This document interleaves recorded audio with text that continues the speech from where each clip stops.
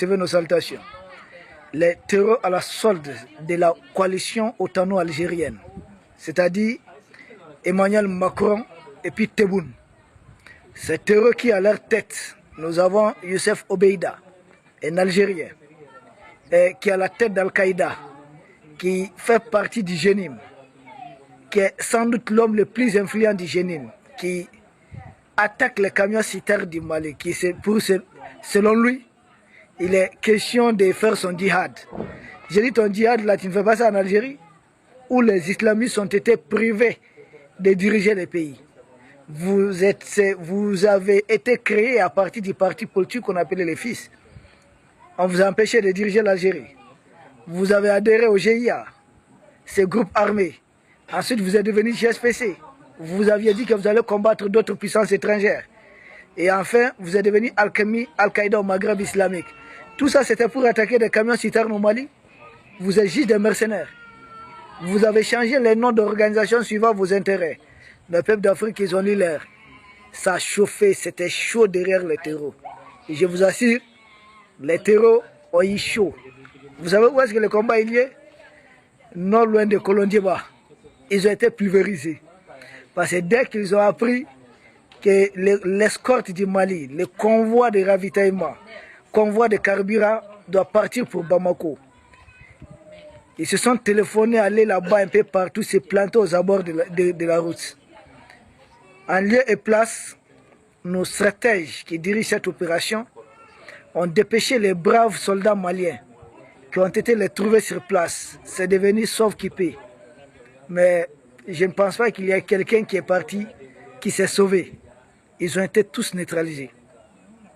Ce matin encore, on m'appelait, on disait dans certains coins de bourse là-bas, il y avait encore l'odeur de la décomposition du cadavre humain. Ça puait. Oui, ça puait, la décomposition du cadavre humain. Ça, c'est aux alentours de Kolondieba. Les vecteurs aériens les ont pulvérisés. Pendant ils essayaient de s'échapper, de fuir dans toutes les directions. Les hommes à terre sont arrivés. Ils ont commencé de ratisser la zone. Les restes là. Comprenez ce que ça veut dire. L'armée malienne n'a même pas avancé le bilan. Vous allez voir le communiqué d'ailleurs qui est arrivé ce matin. Vous n'allez pas voir le bilan de l'armée malienne. C'est là à son poids. Parce qu'il suffit qu'on dise qu'on a neutralisé 100 terreaux, ils vont se mettre à crier violation des droits de l'homme comme ça. Et si on ne donne pas le bilan? Donc nous n'avons neutralisé, personne ne comprenait ce que ça veut dire. Mais en réalité, les chiffres qui viennent du terrain, on ne va pas vous parler de 100 hommes neutralisés ou capturés. Et il y a quelques jours de cela, même sur la route de Caille, on n'a pas communiqué là-dessus. Mais nous savons ce qui se passe sur le terrain. Le bilan, parce que les terreaux ont tenté quelque chose qui est devenu un couteau à double tranchant. Cette histoire de carburant, dorénavant, eux-mêmes, ils sont tellement en manque, ils sont obligés maintenant de venir se regrouper quelque part. Et puis, vers Kolondieba, vous savez ce qu'ils ont fait? Ils étaient sous des arbres. Ils ont essayé d'aller chercher d'autres plantes et autres là, surplomber le feuillage, pour empêcher les vecteurs aériens de les repérer, de les voir. Mais ce qu'ils oublient, les renseignements humains maliens sont très développés. Ils ont été détectés, les coordonnées ont été connues, ont été données à temps réel, vérifiées, prouvées et confirmées. C'est avec ces coordonnées que l'armée malienne a dépêché les vecteurs aériens qui n'ont pas perdu leur temps pour les pulvériser. Ça, c'est la bonne nouvelle qu'on devait vous donner.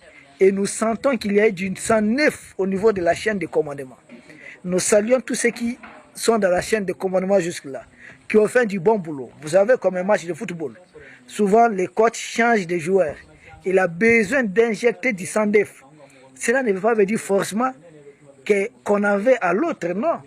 Chaque officier supérieur est peut-être spécialisé dans quelque chose. Donc souvent, envoyer un homme peut-être beaucoup plus frais à un certain niveau, cela aussi a son impact. Et nous sentons l'impact tout de suite sur le terrain. Vous savez, des terreaux, il ne se passe plus 24 heures au Mali sans que des terreaux soient neutralisés massivement. C'est maintenant qu'on est en train de les liquider vraiment, un peu partout. Ils sont en manque de carburant. Ils souffrent. Simple preuve. Tellement ils ont été neutralisés, il y a eu un premier convoi de ravitaillement qui est arrivé ici à Bamako hier soir. Tranquillement. Un deuxième convoi est arrivé aujourd'hui à 15 h. Et ça aussi, peut-être la nuit d'aujourd'hui, ça va commencer à servir certaines stations, services de la place. Et bientôt, les populations vont bénéficier. Mais nous avons nos forces de l'ordre qui veillent à ce que des terreurs ne touchent pas une seule goutte de carburant. Ah oui. Donc, nous avons, dorénavant dans les stations-service là, les agents de sécurité sont déployés un peu partout. Par endroit même, vous avez des militaires. Bravo. Il faut encourager de telles choses. Nous sommes un pays en guerre. Pendant ce temps, je vois la DGS aux abois dit dorénavant à ses pions de dire ouais, le carburant arrive, mais ça va prendre combien de temps? Mais nous savons que la liberté a un prix à payer. Nous savons que la France, dans son anarchie, qu'elle a fait appeler Révolution française, les Français manquaient même du pain. Nous savons que c'était le cas en Union soviétique. Nous savons ce qui s'est passé, mais Boston est parti. C'est passé qui a déclenché la lutte des colons américains pour l'indépendance des 13 colonies. Nous le savons. Nous savons quel est le prix que les Chinois ont payé pour être aujourd'hui là où ils sont. Nous le savons. Donc nous aussi, notre peuple est décidé. Nous sommes convaincus. Je vois certains même, écoutez, n'écoutez pas tout le monde. C'est des vrais manipulateurs, des revanchards, des aigris, souvent des égoïstes, des jaloux. Vous savez, quand on devient égoïste à un certain point, on devient méchant. Et quand on devient méchant à un certain point, on devient comme les serpents. Ah oui, oui. On devient très dangereux. Et souvent, on devient même, la méchanceté vous pousse à devenir un menteur, un manipulateur, un égoïste.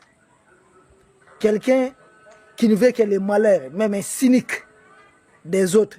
Parce qu'ils ne sont pas aux affaires. Parce que lui n'a pas été nommé. Parce que les autorités du Mali ont refusé de lui donner quelque chose, de lui donner de l'argent. Pour lui, il faut saboter toutes les actions du gouvernement.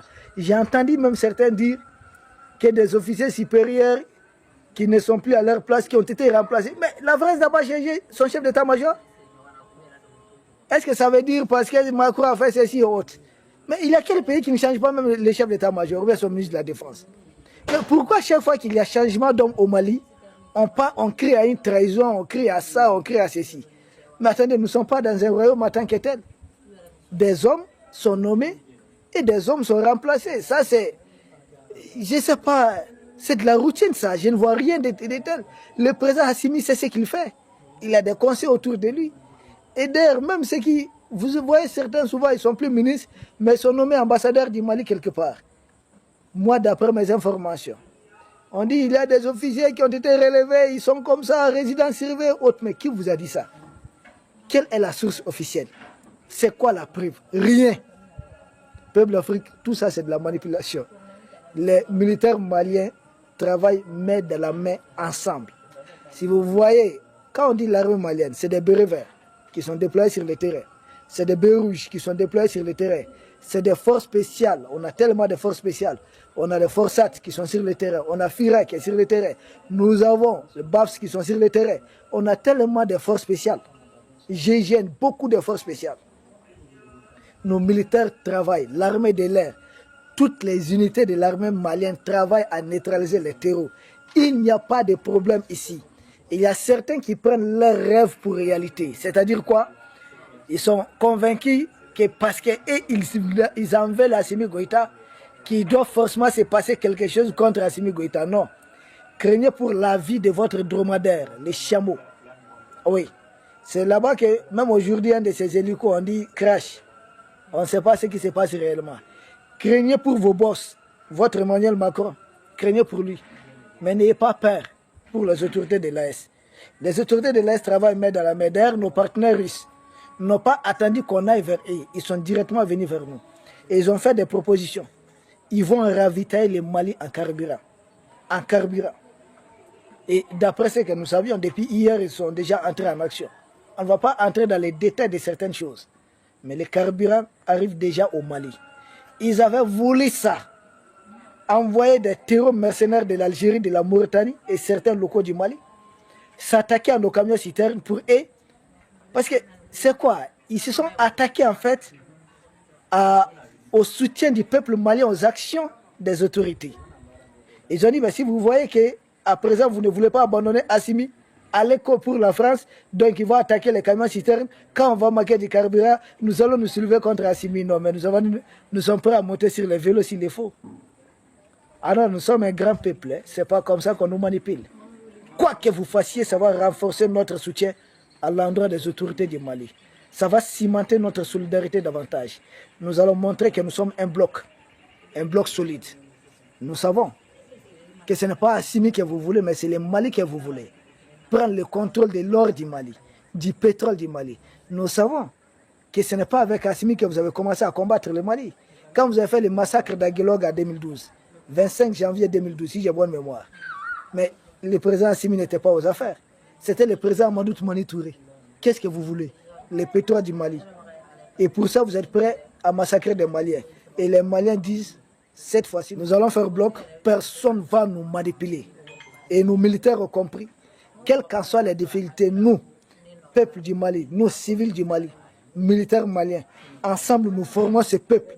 Nous restons mobilisés autour de nos autorités. Dites à Emmanuel Macron que toute action hostile ordonnée en coordination avec les jeunes algériennes et mauritaniennes, cela renforce davantage notre fidélité à l'endroit des autorités. Parce que le président Assimi nous avait déjà prévenu. Il avait dit que ça serait un choc. Ça ne serait pas facile. Mais au bout du compte, nous allons retrouver notre vraie dignité qui était perdue. Nous allons retrouver ce qu'on appelle la souveraineté vraie. Nous allons avoir ce qu'on appelle l'indépendance vraie. Mais cela a un prix à payer. Le président Assimi, il a dit publiquement, lors d'un de ses voyages à l'intérieur du pays, à l'intérieur du pays et dans un stade bondé du monde. Donc nous sommes préparés psychologiquement à ça. J'attends un fameux politicard qui fait manipuler d'autres petits politicards qui disent, ouais, même la nourriture, on peut s'attaquer à des choses comme ça. J'ai dit, hey, quoi que vous fassiez là, le peuple malien a compris. Ce n'est pas Assimi que vous voulez, c'est le Mali que vous voulez. Nous faisons bloc derrière le président Assimi et son équipe. Nous faisons bloc derrière nos autorités comme un seul homme. Pendant ce temps, beaucoup de terreaux ont lit l'air là-bas parce que c'est honteux. Regardez ces terreaux. Des Noirs, des Africains qui se comportent en chiens méchants d'autres peuples contre l'Afrique. Même la pénétration coloniale, ça a été comme ça. Des Africains qui acceptent de trahir l'Afrique juste pour satisfaire les intérêts des maîtres venant d'ailleurs. Mais c'est une honte. Ils essaient de se trouver des prétextes. Qu'ils sont des djihadistes. J'ai dit, ça veut dire quoi, djihadistes? Vos djihad, là où vous allez, là, il n'y a pas de mosquée. C'est vous qui avez construit ça. Vous-même, là, en devenant musulman, là, c'est des fusils qu'on a pointés à votre temps. Est-ce qu'ils sont devenus musulmans comme vous êtes nés musulmans? Si c'est ça, si c'est l'islam, là. Partout dans les villages que vous partez, vous trouvez des mosquées. C'est vous qui avez construit. Dans vos histoires de djihad, là, vous avez construit combien de mosquées même? Aucune. Vous partez avec des chaussures dans des mosquées déjà avec des fusils. Mais vous êtes des bandits armés. Si vous êtes des bandits armés, vos discours là, ça ne passe pas ici. Assimi là, si c'est question d'islam là, Assimi est plus musulman que